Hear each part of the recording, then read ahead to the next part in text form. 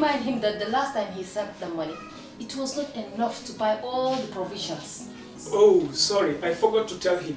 Are you guys talking about money transfer to buy provisions? Yes. But don't you know about Baluwo? Baluwo? What is Baluwo? Baluwo is a service that your son can use to send provisions directly to you guys from the shop. And you don't have to worry about the exchange rate. Tell me how Baluwo works. It's very simple. Just log on to baluwo.com and shop, or download the app on your phone. You can shop on the website or using the app to buy online basic products for your family and friends. With Baluwo, you decide what your money is spent on. Your money, your choice. Buy online products for your family and friends in the Gambia, Senegal, Nigeria or Mali. Baluwo, better than sending money.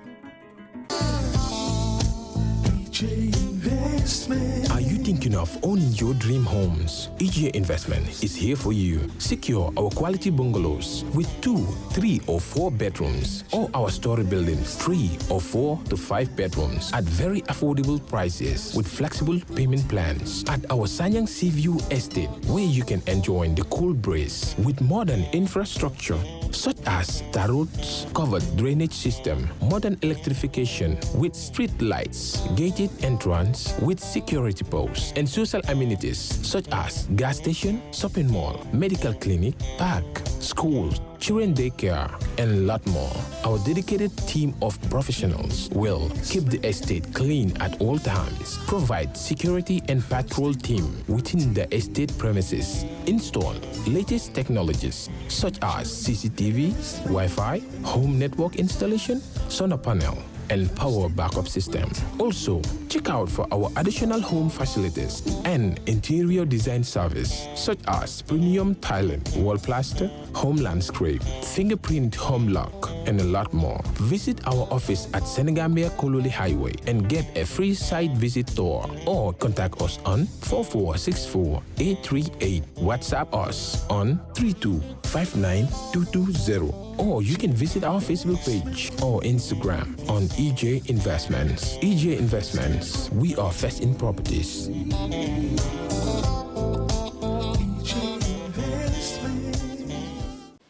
Okay, good morning, ladies and gentlemen.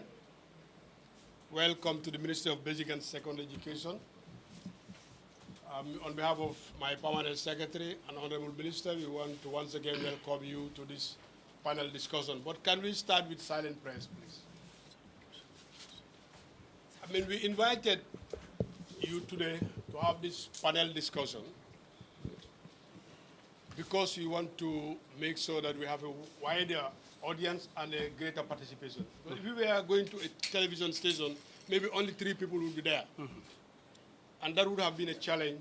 So we decided to bring you people here so that we can share our experiences and talk about what we think we have been working on and also preparing to open school. And that is why we have, as part of the panelists today, Mr. Usman Senghor. Mr. Senghor is the General Secretary, UNESCO NATCOM Gambia office, who is a good partner, has been working with MOPSI since the onset of this COVID problem in this country. We also have at the extreme end Mr. Alaji Sama.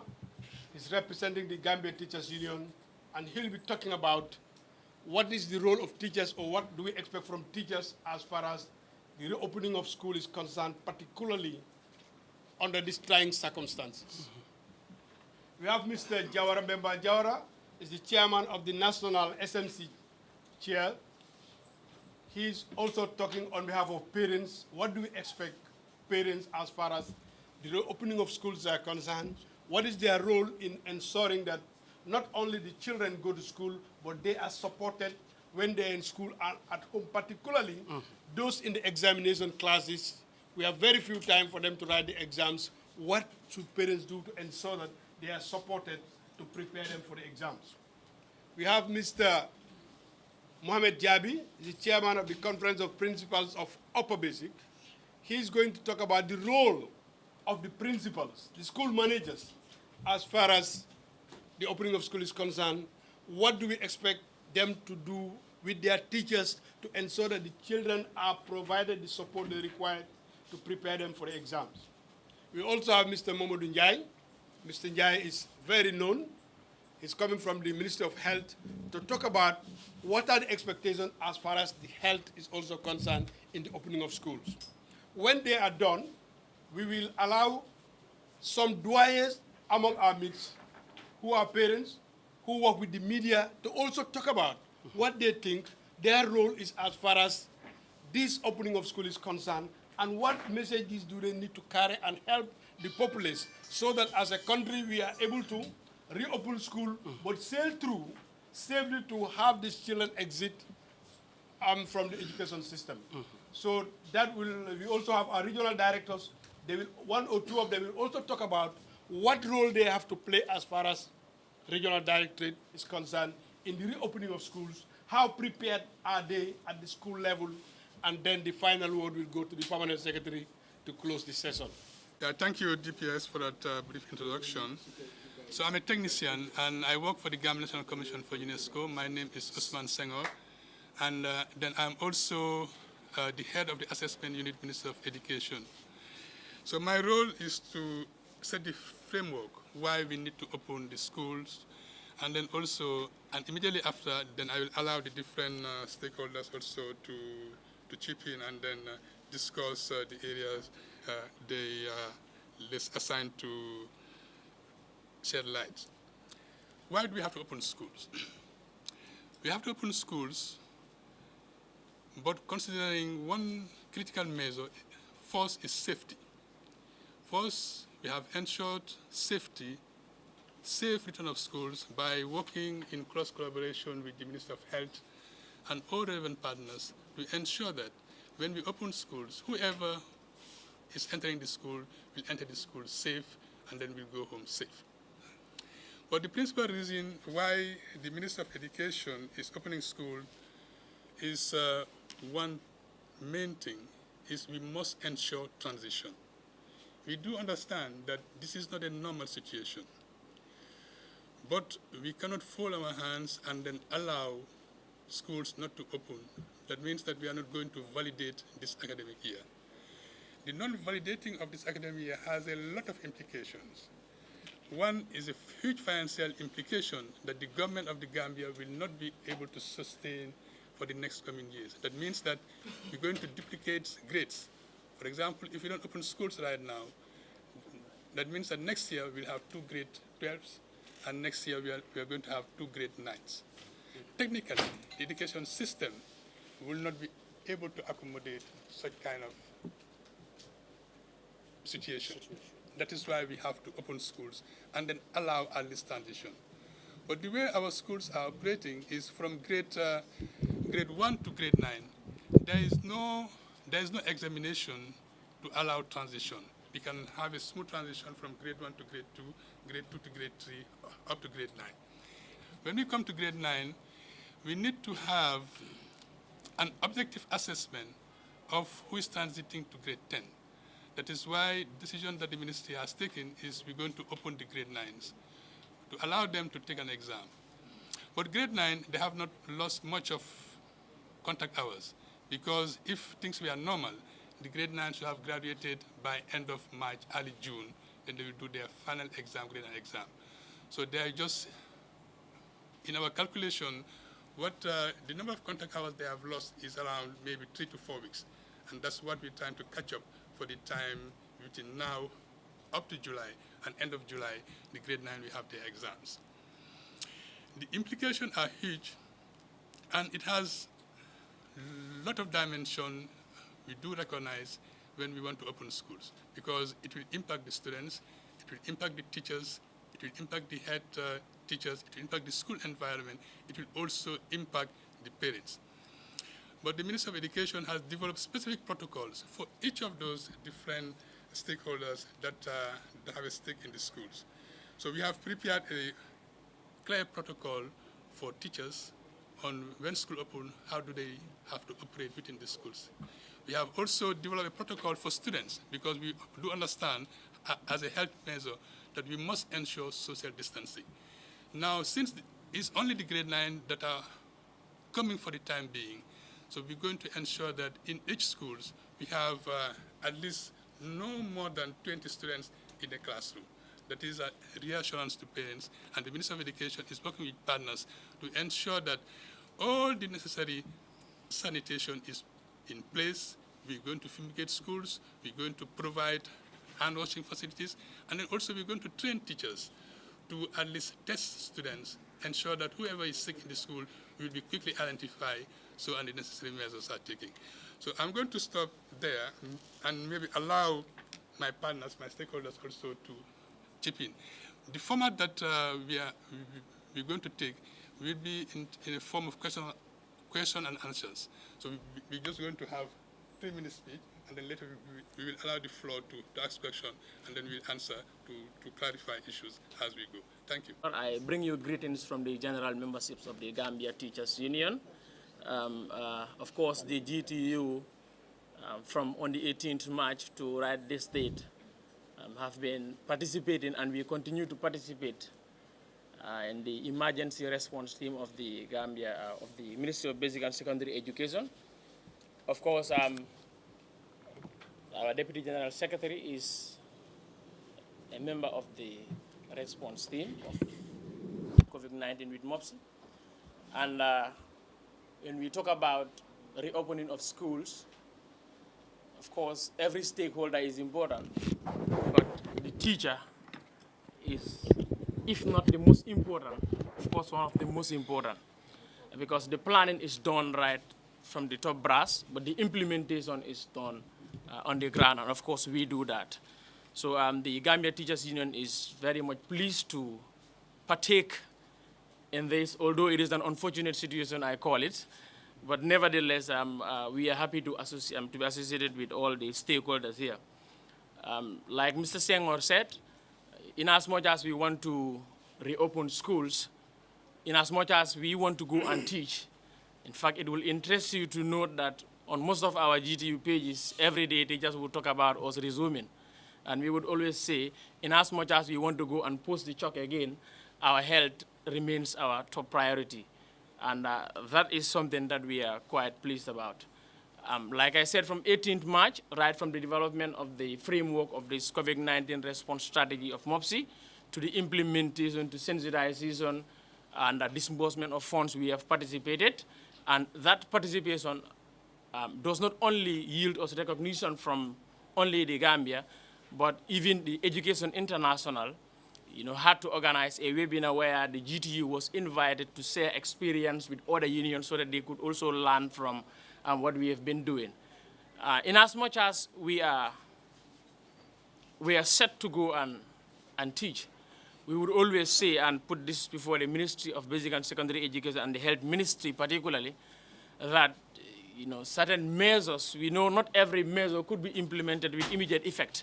But there are certain issues, particularly with the WHO preventive mechanisms, that we crave on the indulgence of the ministry and the Ministry of Basic and Secondary Education and then the Ministry of Health to put in place so that the safety of our teachers would be put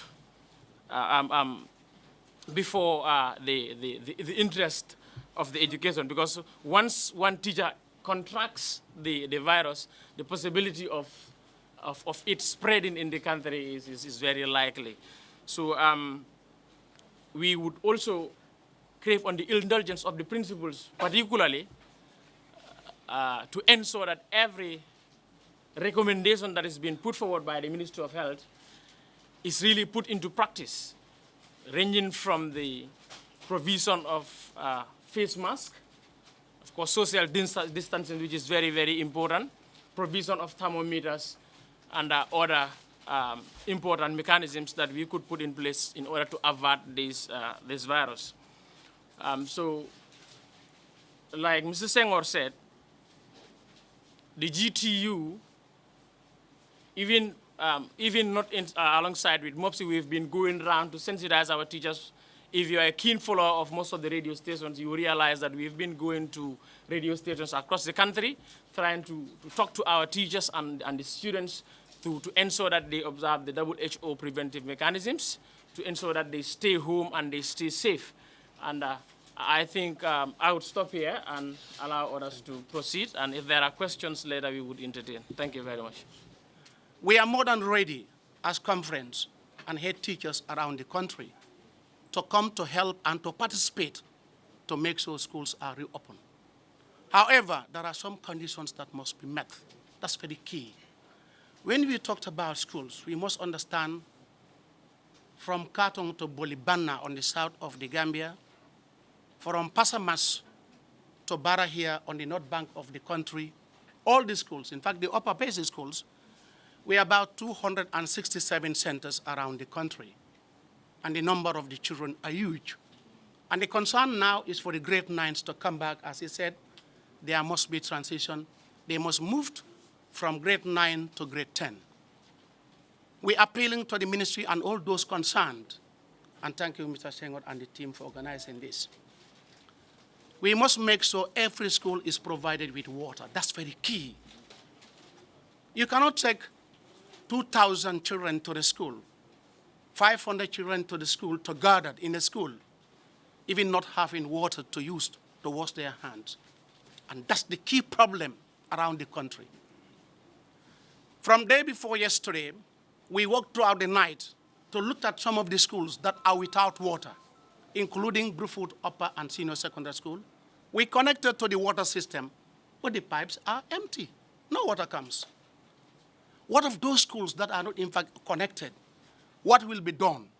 In as much as we want to rush to open schools, we must make sure every school, correct statistics must be taken, and the details must be taken, and the costs are tabulated, and we make sure water is available in our schools. If we don't provide water in our schools and we want to open, we're taking the dire risk for our children and for the parents. And parents are in a hurry, like ourselves, to make sure that children go back to school. But the key thing is water. We cannot just say, oh, let's open because we are in a hurry. What will happen to the headmaster, to the head teacher, who have a school and the water is not there? What would you do? The social distancing would only be effective and viable and productive provided the water is available. And on behalf of the conference of this country, of the upper basic schools, we'll also prefer for the schools to be thoroughly clean and fumigated. That's also very important. Most of our schools, during this period, the schools have been used for football grounds. It's where some people are gathering. Nobody knows why the virus have been dropped. So there must be that thorough cleaning of our schools, of the classrooms, to make sure the place are safe for the teachers to go back. And of course, it's also important for sanitizers. That's very key. The implications are, if you ask, I'm taking sample of Bruford Upper and Senior Secondary School. You're bringing in my 600 children in the grade 9. And you're now expecting me to have either 20 children in a class or 25. How many classes would I need? 20, divided by the 600. But do I actually have that structure on the ground? Because there are some schools here in this country, they are operating morning and afternoon. If you divide again, where would they go? Would they be using the nearby primary school premises? What would happen? Again, the other key thing also, which is very important, when schools are open, we know that responsibility will come to the head teachers and principals of the country to make sure the social distancing is there. But the children must eat. The food vendors, when they come to school, we must be able to do that to make sure they stand the 2 meter or 1 meter 50, whatsoever distance recommended by the Ministry of Health. When they are seated that way, the next thing is when children are hungry, during the break time, just ring the bell, the rush from the classroom to get to the women to get food. Then we have a very important role to play to make sure that distance also is there. And we even recommend when children are gone for break, before they come back, the classrooms must be clean and clean better and wide. So that to make sure, yes, the education is important, the rush is important. We cannot afford a blank year, but we cannot also afford the risk of getting our children to schools and where they'll contract. If you have the planning will tell you about the 674,000. But now you divide, for example, only get the grade 9s. Let's talk about, let's say, 25,000 children going to grade 9. If each of these people may, God forbid, contact one, not only in their families, but it will go nationwide.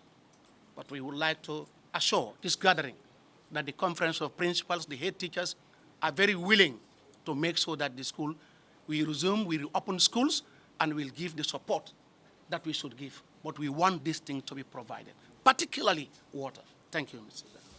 Your concerns are well noted, but just for reassurance, I can really tell you that all the measures that we have taken are data-driven. So we have been working with the Director of Planning to ensure that we have the right data, and all the strategies that we have developed together with different stakeholders, including health, is all the time guided by relevant data. Now, maybe later during this discussion, I will also invite maybe the DPS or the PS to also throw light on the inputs that the ministry is taking to schools for this reopening of schools. But I can already tell you that face masks will be provided, sanitizers will be provided, schools will be fumigated, also water also will be treated, all water points will be treated. Now, but we must understand one thing, that the trade-offs that will be engaged will be very difficult. This is not a normal situation. This is not normal. So we cannot ensure 100% free risk. Definitely the ministry cannot ensure that. But we will do our best. We will do our utmost to ensure that every risk will be minimized to near to zero. That one I can assure you. And then also for the vendors, as I explained earlier, that we're going to develop protocols for the schools, protocols for the teacher, how the teacher should engage with students. All those protocols will be developed and will reach all the schools when schools open. Now, I'll allow Sukei, who is a teacher and a head teacher at the senior level, also to throw a word. I'll be talking on senior secondary school, although I run a junior and a senior school, so I have dual roles to play. But Mr. Jabi had already made it very simple for me by elaborating on our concerns as a Conference of Principals of Senior Secondary Schools. We are colleagues, and I think we are speaking the same language, and thank you for that. The only thing I'm going to add is that we are not talking about senior secondary school for now. For now, we are thinking of reopening the junior section of the school, which is the Gabekedi grade 9s, and the senior schools will come later. But then we're going to observe what is happening with the junior school, with the grade 9s. If everything is set and everything is okay, then we'll be able to invite I call them senior citizens, school senior citizens, that is the senior school. If everything is okay, then they will come in.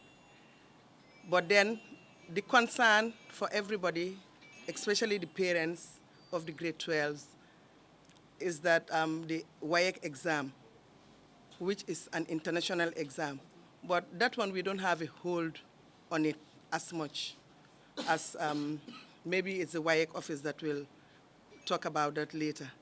But the only thing is that we will be preparing the grade 12s. Inshallah, if they come back after the grade 9s exam, if they happen to come back for a few weeks, then we'll be able to do intensive teaching to prepare them for the exam. But I'm sure, according to our findings, most of the schools have already finished their syllabi. That is the assurance we were given, although few are lacking. But the only thing that is needed now is to make sure we just revise, because some of the students that were at home might not had the opportunity to read. Some of them were just loitering around. So if we bring them together for 4 to 6 weeks, or 3 to 6 weeks, I think that will be a good thing for everybody. And I hope the Ministry of Health will be collaborating with the schools to make sure everything is in order. So that because that's a concern of the parents. All the parents will call to ask whether it will be safe for their students to come back to school. And we had already assured them that we had the assurance of the ministry, we had the assurance of the Ministry of Health, that everything will be on course.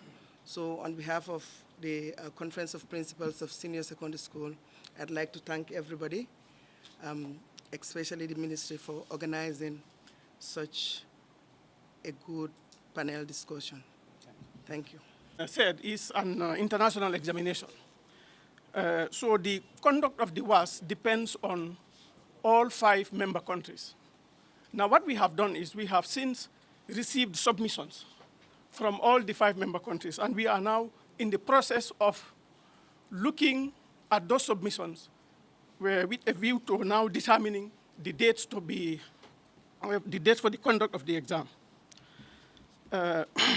Once that is done, the dates will now be communicated to the different member countries. So really that process is on, and I can assure you the council is ready, and we know also the importance of conducting the exam. It's been said there is need for transition to take place, and that transition is necessary. Number one, if it does not happen, those who would have taken the examination, some of them would be lost to the system. Then you can also not have people who are coming in at grade 7 or grade 1. So really the importance of the transition taking place is cannot be overemphasized, and we are ready to partner with the 5 member countries to enable that to happen. The other thing is, though, the necessity of the safety measures has been mentioned. We really need to make sure that, in as much as it is necessary for the schools to resume, that those safety measures are put in place. And once those safety measures are put in place, we should remember, though, that they should also extend to the WAEC staff. There is need for them to, to also be catered for in the provision of those safety measures, because remember, we are also going to interact with the schools. Our staff will be going to the ground to, to conduct the examinations. There's also need for us to consider, and I think the ministry should bear that in mind, that the social distancing measures would also necessitate a more expensive conduct of the WAS. The reason for that is if you implement the social distancing, you may need more classes. And if you have more classes, you may need more supervisors. More supervisors would mean, you will have to pay for more people to be able to conduct the examination. So I think for now, really, that is all I can say about the conduct of the WAS. Yes, the council is ready. We know the importance of conducting this exam for the sake of transition, and we are in a position to partner with the ministry for the, the conduct of the WAS 2020. Thank you very much. Basic and secondary education, and then the permanent secretary, senior colleagues here, the media, my brother, Mr. Cham. Just to assure you, has been highlighted by most of the speakers, and the concerns raised with regards to the health requirements for the schools to be open. We just want to assure you that the ministry have already worked closely with the Ministry of Basic and Secondary Education. They ensure that certain guidelines and protocols are in place to facilitate the opening of schools. So first, I want to just inform you that fumigation have already started at Muslim High School, Gambia High School, and as well as Farafenias Senior Secondary School. So this is also ongoing, and because we just use it out of our chemicals we got at our level, and then we are now working with the partners to ensure that those chemicals are available for us to be able to get to all the schools, about the 505 schools in the country. The fumigation teams are already ready, and then the plan is already on the way to start the process, and then it has already started, and it's also going to be ongoing until we finish all the schools that have been identified. And then opening schools is a very important thing for us to think of. but CDC and WHO has asked countries few questions. One of them, will be like, should we consider opening schools? And if so, are we ready to protect the health of the children and as well as the teachers who are already in school? If yes, then we can open. These are some of the questions we are going to ask ourselves. And also, will reopening be considered consistent with the applicable laws and orders set up by government? If yes, we can also open. And as well as also, if we also consider, are we also able to screen all students and children that and staff that come to the school on a regular basis? If we are able to do that, then we can also open. These are some of the questions that have also been raised. And the other thing is about, are there recommended health and safety actions in place in school, like hand washing facilities? I mean, you talk about, somebody talk about the sanitizers. Perhaps sanitizers might be expensive, but having a hand washing facility like a tank with water supply in a water facility, water inside, plus some detergent inside it, I think that will be more costly because we are dealing with large numbers of children at school. So we can also think about that. Let's think of applying and use cost-effective and sustainable interventions that will also help us to move the agenda forward. That's also very important. We also need to think about that. Do we also have an ongoing monitoring and supervision of children and school and within the school environment, and teachers are also ready to do this? If yes, we can also think of opening. Because we need to remember that before COVID-19, Minister of Basic and Secondary Education have been doing a lot of work with regards to promoting health in schools. We know the school health clubs. We know they are doing a lot of work. What we now need to do is to strengthen those work we have been doing. COVID has now just come to tell us that and to remind us that what we have been doing to promote and protect the health of school children and employees, or teachers, I would say, we need to strengthen them, we need to revitalize them, and we need to make sure that they're also sustainable and cost-effective. That's what we need to think of now. We don't need to reinvent any wheel. We just need to make sure that what is already available at school level, we just look at review them, and we also try to implement them.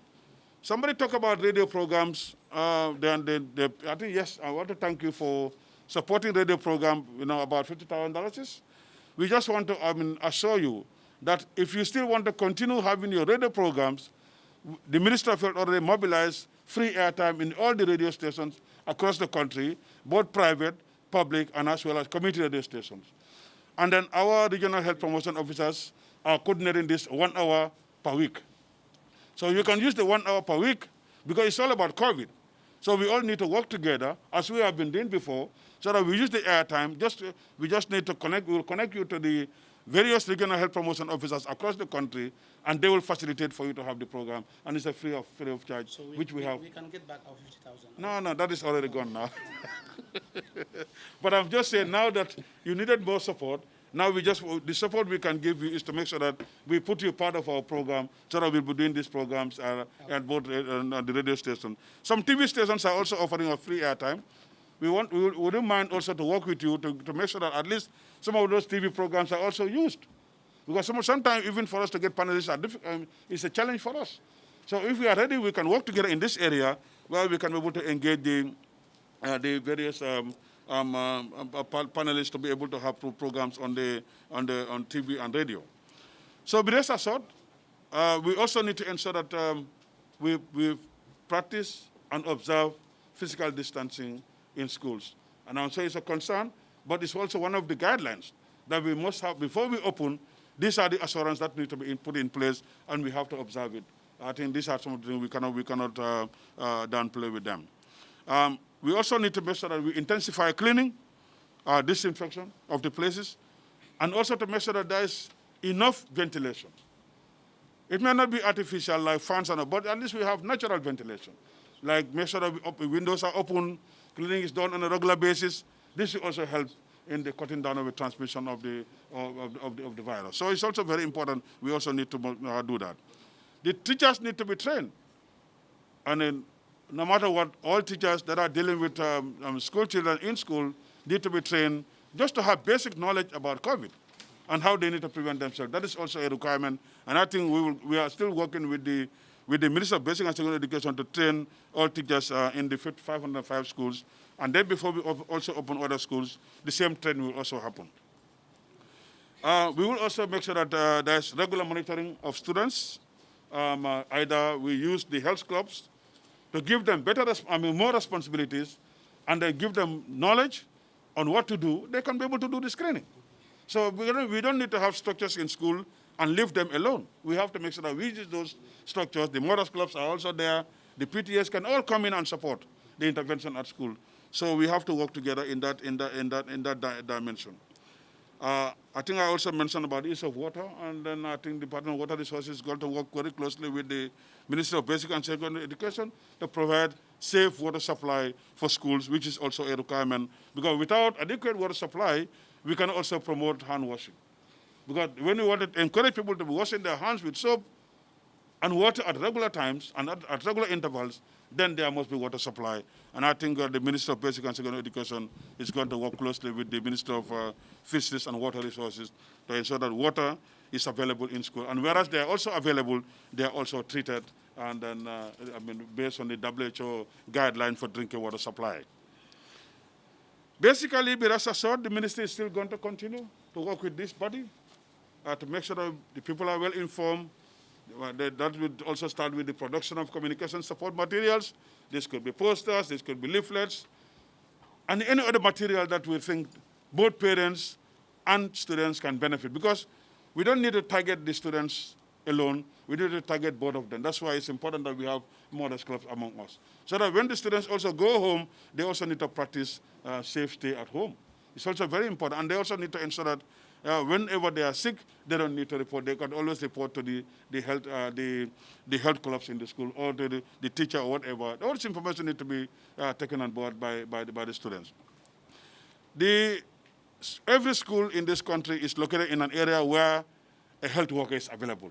We want to assure you that our health workers are going to give you maximum support wherever you are, because we have been working together in that dimension, and we're going to work in to ensure that we strengthen our interventions, we strengthen our efforts, which we have been doing before COVID, and COVID is already here with us. So we need to strategize our intervention, meaning that our health workers are always available, will be always available to give you the necessary support in terms of health education in schools and trying to make sure that certain facilities are also in place.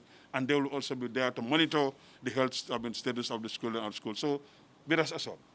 This has already been ongoing, so take this message to you. Thank you very much. Nakumol be moy mole men fajang.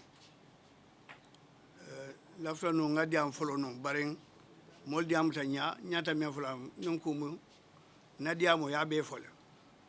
Bara nyaaw nyantel Parental na role mo ne wala ka jibe ko dinding letter suo kono yetel preparing nim fono ka dayta karamoto yetel senior yo ban la school management committee fana nga do ko jamaleke ha ko banko kan all the 6 regions nga mo sensitization na members yol parents yol do ko dem bulde tuma don fande kala ngana ko do because I remember Brikamba radio on taraje yen chai $300 in telo bodi ngadi na panelist nyola so ndalula jamalo nge sensitized about corona ko be nyame alright be yin Allah mandi ala fana ning ndem bota jang ko me be bota jang be na regional chairman nyol be call la yela close chairman call ye get ready ye parents will be call kajibe ko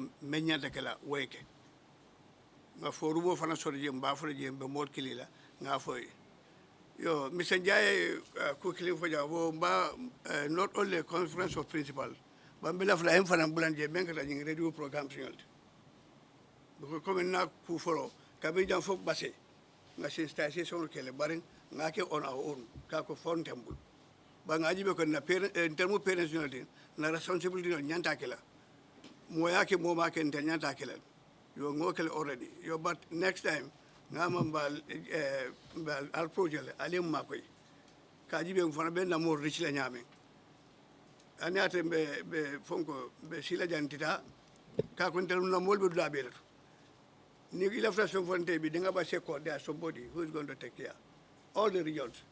So be misanjay dan lawla programs ni sing yel so dan interference salum be tamala nyame ka ko ke bulo bulo jiba ko waru wada bang amadia fare me nyin kol me ko na Sai mande lafde fane free program soto. ha ko ite la ko ite ba so na Hani ndam ta fo. yo kono diamo ate jam fula bake ko nga fo nyame ni nyanta me ni kala ni la be fula fa banta bang amane ta nga sa wolka so ben na parents na parents yol bebe sensitize la ñu ko lale ni mbo right now na forum to be diam la jele all of my regional chairs bebe fana ko len fana e bebe la close situation contact lale so upper basic be dawda del be parele ke batu and if necessary if in cleaning near the school or in cleaning be parents will be tajil they go in and then clean the classroom for them. Thank you. We're going to invite maybe one or two regional directors to come and maybe throw some few words on the strategies that they're going to deploy to ensure that we have safe return to school. We are at operation, and usually we manage operations, making sure that we are the link between the ministry admin and the schools. I would say we are the directors, the permanent secretaries in the regions. And most of the things that would happen must have to pass through us so that we link with our head teachers, principals to make sure that they are effectively done. And we also have come together as a cohort of regional directors. We're making some efforts so that we have a common approach to our interventions and responses. One key activity that we did was to work on protocols for reopening of schools to make sure that we identified three main areas that protocols must be observed. And then we've submitted, I think, it to the ministry, and the supports would have to go along with that. One is to make sure that at the gate of every school, there are key protocols. We've identified about 33 protocols in the schools, partly from the gate, within the school environment, and in the classrooms, to make sure that the trainings that we are going to conduct, and usually we've also agreed that the trainings are going to be cluster-based, every cluster monitor, because when you are implementing something, you need that decentralized structure so that it reflects your structure, and then the support and information flow would also follow the same trend. We want to make sure that these cluster monitors are immensely involved in the activity to make sure that they are the response team that will link the schools to the regional office, and the regional office can link to the ministry to make sure that they are trained, they know the protocols. They also observe to monitor that the protocols are observed in all schools. Because for my region, which has the largest, I have about 17 cluster monitors, 17 clusters. I have 109 upper basic schools and 51 senior secondary schools. We are affected about 10,948 students in the upper basic schools of the data that we have so far. So managing that process needs everybody and a systematic approach to make sure that everything goes well in the region. We are also working around those things to make sure that the communication lines are very, very effective in terms of information, because that's very, very important. When you get to the gate and you are tested in terms of temperature, first, to see whether you are within the range to be allowed to go and wash your hand, put on your mask, and then go to your class. At the class gate, at the door, what should happen? The social distancing in terms of how do you sit, one to your desk, and then apart from one another, and every desk has to be labeled to make sure this is your permanent seat. Every day that you get to the school, this is this class that you sit at, this is the table that you sit at, and you don't have to change with anybody. Even materials that they are using, part of the protocol is to make sure that they don't exchange materials. All, and the ventilations and all others. We want to say that these are the protocols that are written. The management of the protocols is what we are going to discuss next. I think we've also agreed that from here we are going to sit down and look at how do we manage the protocol? Who does what? In as much as we want to train people to come and do things, operations must be fundamental in that. And that those people must be trained to make sure that they take ownership of the whole process and then make it smooth and running well for us. So we are also working as regional directors, not as individuals, but as a unit to make sure that we have a unified approach to everything. We are sharing ideas, approaches to make sure that we facilitate and help our schools to work well. I'll be rest assured that we are going to continue engaging admin and all other partners, our schools, to make sure that everything works well for us.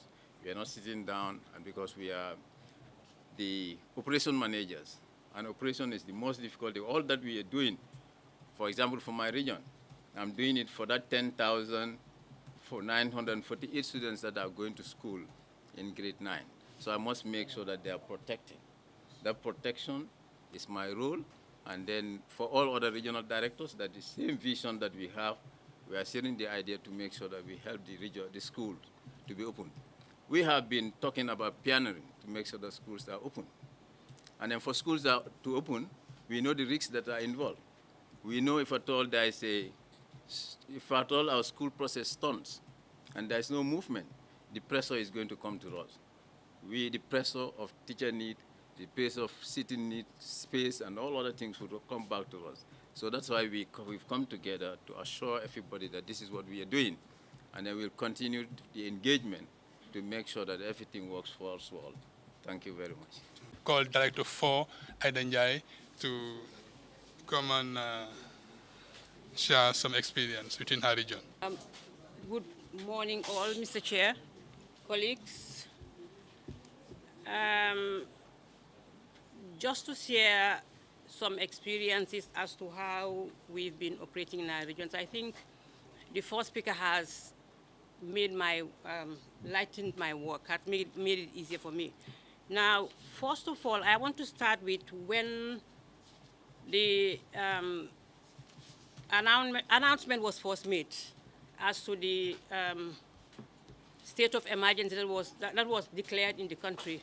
What did we do as a region? When it was first made, that schools had to be closed for a while, and then these radio programs were introduced by the ministry to ensure that all those schools, like we said, all those schools are closed, but learning still continued, has to continue. What we did as a region was to make sure that all our children make the best use of these radio programs. The first thing we did was to go on sensitizing, because we need communities, we need the parents to help us. If we want these students to be involved, to be participate in the lessons being provided by the ministry, parents have to play their role. So as a region, especially in Region 4, what we did, we conducted sensitization programs on the radio. That wasn't enough. We went down to the communities to directly with our PA system to talk to parents, because as we sensitize, we also kept monitoring to find out if students are actually listening, actually participating in these lessons. Now, when we went down, we spoke to parents, but apparently not all students were participating for one reason or the other, but we kept on the sensitization and involving the communities. Now, to come to this, that was what we did as a region. Now, to come to this opening of, that we're talking about, opening of schools for the grade, starting with the grade 9s. We all know the situation we are in. It's unique.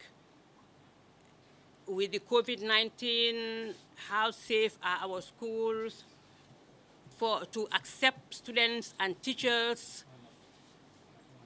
As several speakers have said earlier, certain measures need to be in place. And that is, first of all, fumigation. fumigation, hand washing, etc., etc. What we did as a region in Region 4, and I'm sure other regions have also done that too, is to first of all go down to those grade 9 schools to see how prepared, those schools that are offering grade 9, that have grade 9 students. In Region 4, we have 20 schools that currently are offering half grade 9 students. We went down to find out how prepared they are. And like some people have highlighted, issue of water shortage has been, we've realized that although there is water in almost all of them, but there is, in some schools, it's not that adequate. So we might need help there. Now, again, aside from water, the environment as well, how clean are the environments? What we realized was that when this state of emergency was declared, our school heads, I don't know about other regions, but in Region 4, what we realized was that most of these principals and head teachers just abandoned their schools. And we had reported cases of theft, we had reported cases of damaged property, damaged school fence and neglected gardens, all that. So when we went down, we saw that some schools, most of these schools were neglected, they were not being taken care of. Although there is water in some schools, but then schools were neglected and we needed to do something. So again, we worked with our link because as a region, we have people that work directly with schools. And they are the cluster monitors. They work with schools, they report to us, and we also oversee their work. So we engage our cluster monitors for them to go around each of these schools to find out what the issues are, why are schools being neglected, and and then when they came up, we decided to, we didn't call our heads, but we have a platform that we communicate with our heads with. We wrote on the platform, shared our findings that this is it, because although we said lessons should not be on, but that doesn't mean that schools have to be abandoned. From time to time, heads and school staff should be going down to school to see what's happening. We engage them for them to go back and make sure that schools are not left like that. They're being taken care of. They're cleaned as much as possible. Of course, with the support of the local structures on the ground, and these are the SMC, the Mothers Club, and all that. And as at now, I'm happy to report that almost all our schools have currently engaged this local, community support in making sure that schools are clean. Schools are clean in preparation for the opening of grade 9s. Now I know it's going to be a problem because, like the representative from the Ministry of Health said, how prepared are we to accept our students and our teachers in the school? Can we ensure their safety? For me, what I will say here is, these are critical questions that we need to think about. But for me, what I think is also important is, for us to think is that we will never know how prepared we are until we start. For me, one of the most important things is let's start with the fumigation. Let's make sure that all our schools are fumigated. Then when that's done, then we can take up the rest. Because in all our schools, we've been practicing hand washing and all that. We've been practicing all these safety measures and all that. Once these schools are fumigated, we have data. All of us have data on the number of students that are sitting the grade 9 exams. We have it. We know how many. I'm lucky that in Region 4 we don't have that large enrollment. We know the number of students that are in grade 9s. We've already done our maths. We know how many classes we require in each of the grade 9s. Once our schools are fumigated, we know most of our schools have these water facilities. We'll be able to practice this hand washing and then social distancing and all that we need to sensitize. And of course, we need the involvement of the parents. Again, another thing that aside from these safety measures, I think one thing that we also need to think about as a ministry is the time that students spend in the school. We talked about daily screening or daily testing of, temperature, whatever. Now, we know this will take time, especially in large schools. We said every morning, make sure all students are tested, all teachers are tested. How much time is that going to take? And we said lessons start at 8:30. So it means we'll have to look at something we need to look at and consider. Adjusting the starting time, because if we say if you're going to stick to starting time being 8:30, it will be affected. Students, especially where I come from, Region 4, students travel long distances. Some of them come late. If we say they, and it is a must, it's very important that they are tested daily, because once they close home from school, they go home, they interact with people in commercial vehicles. They go home, they interact with family members. And the next day too, they come, they interact with people on commercial vehicles. How many of those people that they interact with have the disease? So they need to be, the importance of daily testing cannot be overemphasized. So it's a must that we test them daily. But let's look at the timing too. How much time is that going to take daily? So I think we also need to look at the start time of the day. Lessons, probably it cannot be 8:30, that's out of it. So probably 9 o'clock or 9:30. That means extending the day too. If you're closing at 2 o'clock, it means we'll have to extend the day. So I think that's one thing we need to consider as well. These are just a few, because like, I think Fatou has already said it, we've collected the data. We know what's in our schools. We have sensitized our school heads. Now, in Region 4, the only sensitization we are yet to do is that is the one we're going to have with the communities, because we cannot do it alone. We know that if, like with the radio programs, if parents don't come on board, then it will not work. Because, I mean, they are with their children.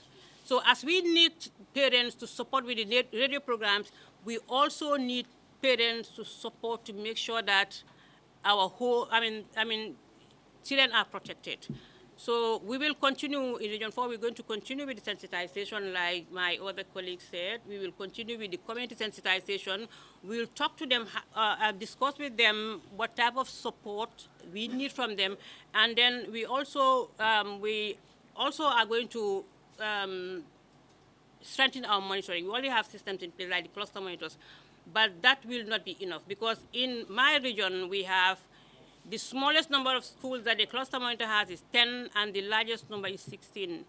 A cluster monitor monitoring 16 schools, we want that regular monitoring. If you want to be regular and frequent, that might be a bit difficult.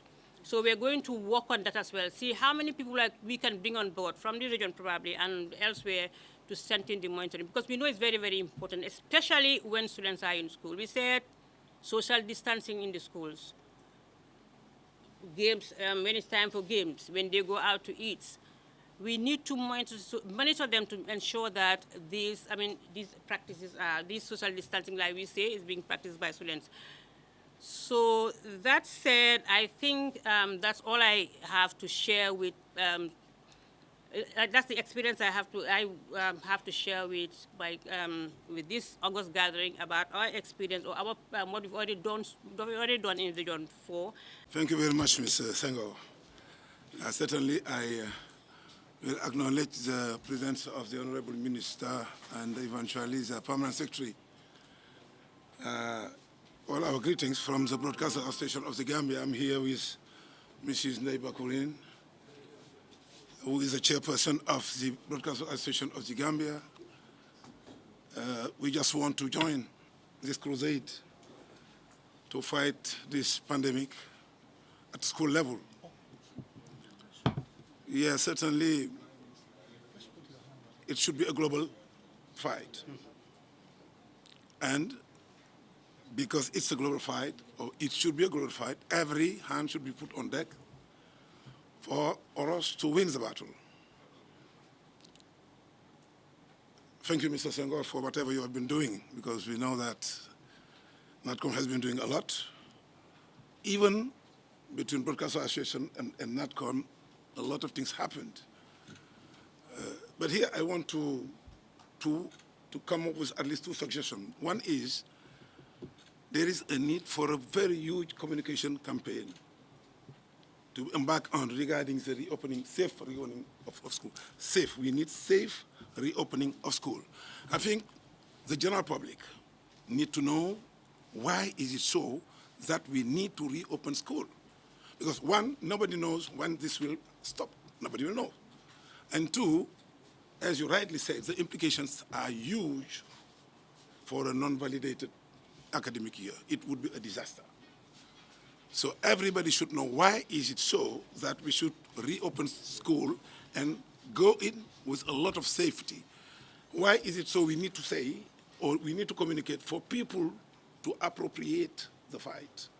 We have been talking, Mr. Yaya has been saying, and it's good like that. It's good that every stakeholder knows what it should, or what should be expected from him or her, so that, you know, it will be a huge kind of synergy. I think if it's said, the general public will know, and everybody will play his role or her role. That is one. Two, Broadcasters Association of the Gambia, we have been doing a lot together. We proposed our services to the ministry in those days, that a lot needs to be done on a regular basis regarding education. Education is fundamental in our country, likewise health. But these two subjects are of paramount importance, and I want to believe that if everybody knows what should be done, it will be easier for everybody. So Broadcasters Association have been doing a lot regarding the school classes. Yes, the program has stopped for a while, but we have been broadcasting what has been sent. Till this very morning, we have not been sent anything. I want to believe that as we discuss with some authorities in the ministry, it seems that that program has been put on a standstill till further notice. Okay. But now that a task force has been created to handle this issue, Broadcaster Association will avail airtime, free airtime. At least let everybody know on a regular basis, something like a progress report, something like a rendezvous where the authorities in charge of this task force will have time to speak with the general public as to what has been done best. Because while going, certainly some challenges will come into force, and those challenges certainly will need to be addressed. So we avail airtime, at least 2 hours per week. I think it's okay. We ensure that a minimum of 7 radio stations will do it, a minimum, because not every radio station is member of BAG, but 7 private radio stations and a minimum or a maximum of 9 community radio stations, because they are members of Broadcasters Association of the Gambia, will ensure that at least every week it's important to know when this will stop. I think it's important to know it, when it will stop. But if we know it, we will manage to have it. Now a problem might come because somebody mentioned, I don't know whether it's not Mourinho, mentioned the lack of human resources at times to handle programs. If such is the case, I think the ministry has facilities. Let's just get the programs as we used to get school programs. You record the program in your facilities and you send it to radio stations for broadcasting. I think that will help in mitigating the issue of scarcity in terms of human resources, and will ensure the regularity of the program. Because programs of this kind, if you fail to have it, it will be something else. I think this is what I can say. One more time, it's important we communicate a lot. Parents. Sometimes back, somebody say parents are very eager to see school reopening. Why? Is it because of the concern is for the children to go to school, or is it because the children disturb them and they want schools to open? It's a big question mark. I think it's important. We look at that aspect of things. Parents let them embark themselves on it because they are vital. They are vital. You are very right. Most of the parents. Most of them, no school will be no school. Thank you very much, sir. All right, thank you, Chair. Before closing, I would just like to make a few things clarified for clarity purposes, so that we all leave this place with some clarity on the issues that were raised by the concerned parties. One of them is work about the exams. The HNO has spoken on the matter, but I just want to clarify and say that as a country, we are aware of our disadvantaged position. And as such, we have communicated to the work headquarters through the national office to say that exams would be held at our preference at a particular period or time or date. This is in view of the fact that we need to adequately prepare our exiting classes, that is the grade 9s, and also possibly the grade 12s. So we are conscious of the disadvantaged position we are in as a country, and therefore we have featured and clearly stated that in our letter to WEC head office through our national office to say that we'll prefer the WAS exams to be held sometime towards the last quarter of the year, just to allow our students to rehearse and prepare themselves adequately. I thought it's important that I made clarity on this. The issue of face mask.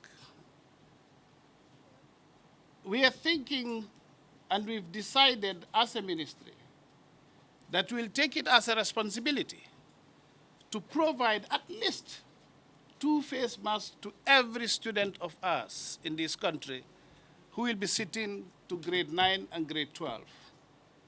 As the Director of Health Promotion has said, we are aware of the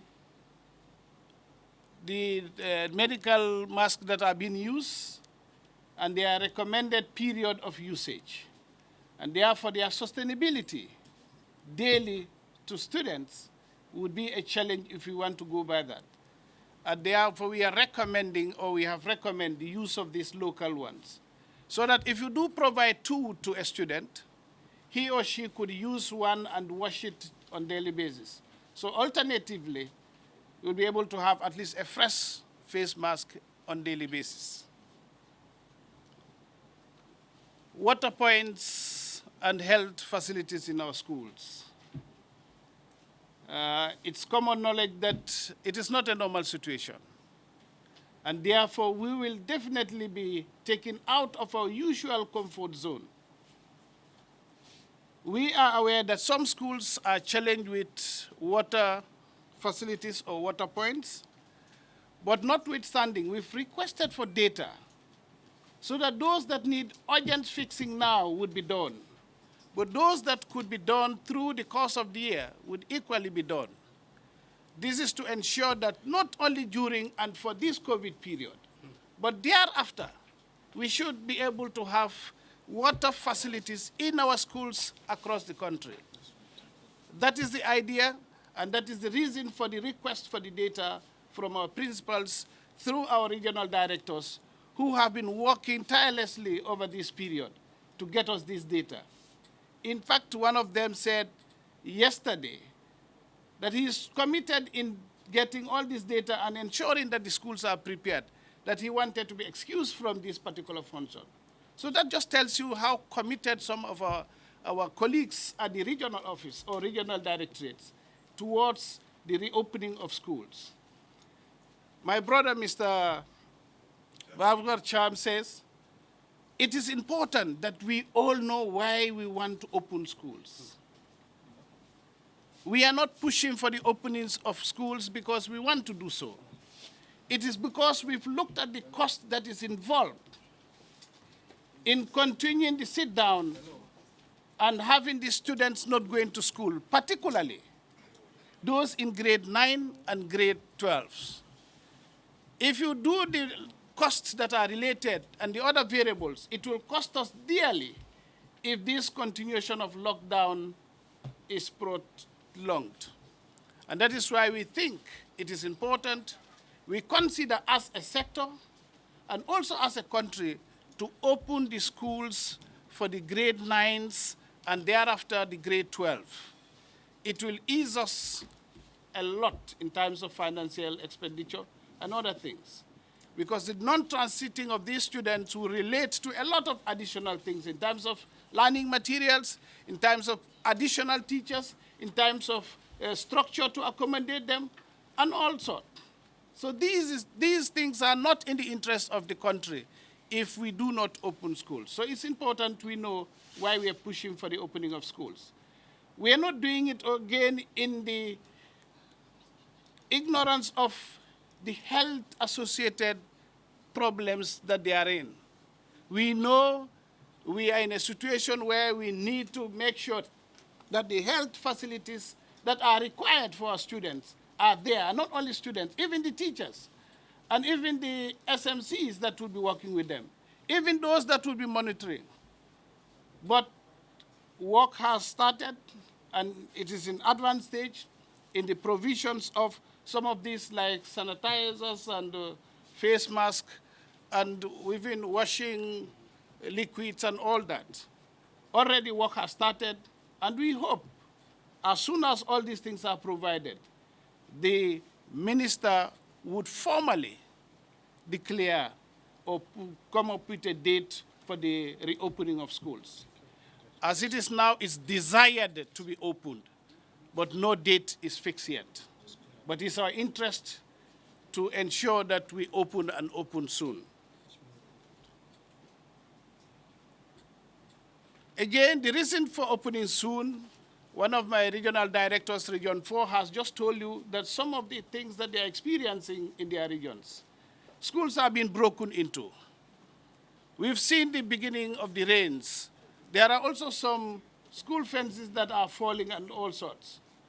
These things need to be addressed, because the further we delay this, the more damage we would have in our schools. So it is important we all consider, as a sector, as a people, to open our schools. Mr. Cham, I'm grateful that you have offered airtime. And I can assure you that henceforth, from this gathering, DPS, my colleague, Mr. Job, is hereby authorized to work with you on this, on the airtime panel dialogue or panel discussions. Once you leave here, engage him, and all that is needed will be provided for you. We are most grateful. This is what we want, is partnership. Education cannot happen in the absence of collective responsibility. We all have to put our hands together to ensure that our students, our children, are educated. A teacher can't do it by himself or herself. A parent can't do it by himself or herself. Even the officer in the office. Collectively, all of us, it is only when we come together to work together that our children can be educated and educated successfully. Because there are different environments of the educational cycle. And each of us cannot be in all of them at every given point. So therefore, unless we all work together, there wouldn't be greater success in this endeavor. So I just feel that I should make clarity on this, and for us all to understand from that. The opening of schools, yes, is desired nationally. But let us try to look at it from regional perspective.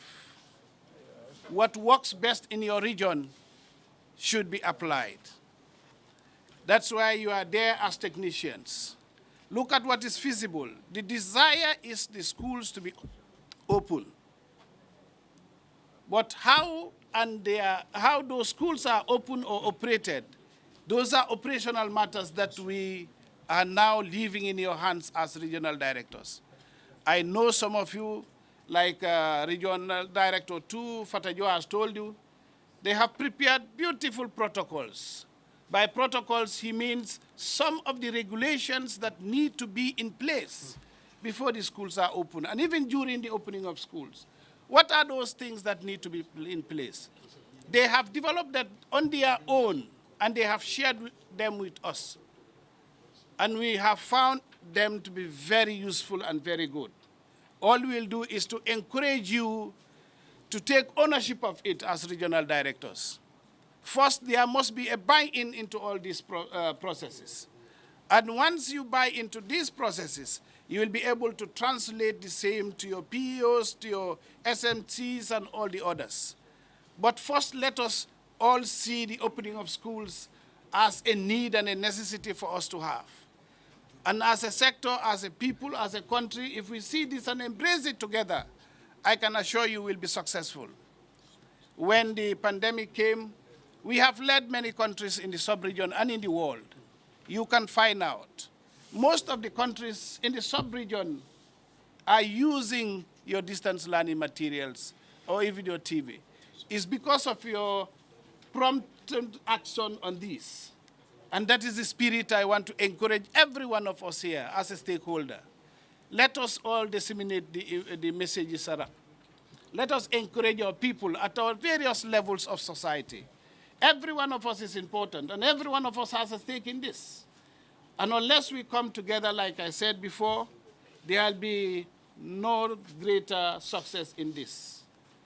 I'm impressed, and I'm optimistic that with what I have seen and with the collaboration I have, I'm sure as soon as we have decided to announce the date of reopening of schools, it shall start and start successfully. That is my message to you. And since I was to close and thank you, I am profoundly grateful. And I wish to thank every one of you, particularly my brothers and sisters from the media house. If it is shared, you did it. If it is not shared, you did not do it. And if it is done well, you have done your job. And if it is not done well, you have failed in doing your job. So I'm challenging you to and do as expected of you. You are a greater stakeholder in this business. And I want to encourage you and tell you, keep up that spirit. Together we shall have our society better. I thank you all, and I hand you over to the chairman. Thank you very much. Yeah, thank you very much, Mr. Mendy. So we started the meeting with prayers. Let's end it with prayers.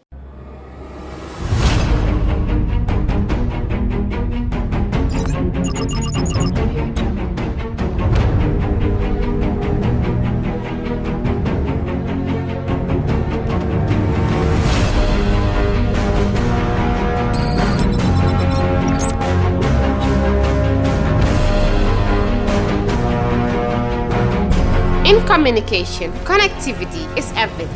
We ensure that the links never sleep. Quantities and qualities, all in our data service, providing efficient, reliable voice and data service. We believe if you're not up to speed, then you're going backwards. Communications have to flow as fast as the speed of light. Whatever business you're in, having someone who understands your needs is critical. That is why we just don't offer you technology, we offer you solutions. Enjoy Gamcel's internet broadband anytime, anywhere. Your national operator, Gamcel, Yaibaram.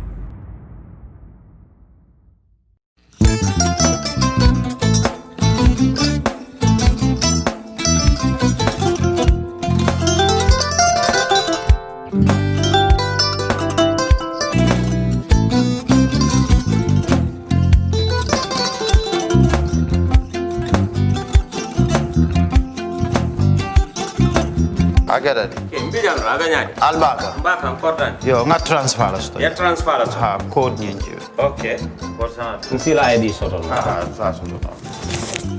Sorry. Agada di. Mbijan bro. Albaka. Mbaka. Bara alla service o tariaka. Ah, mbare. Mo ki janna nun kunu bara tariaka. Ah, jannom yona forest de bureau. Gambia tonkon na lo mbari ya bere. Ha.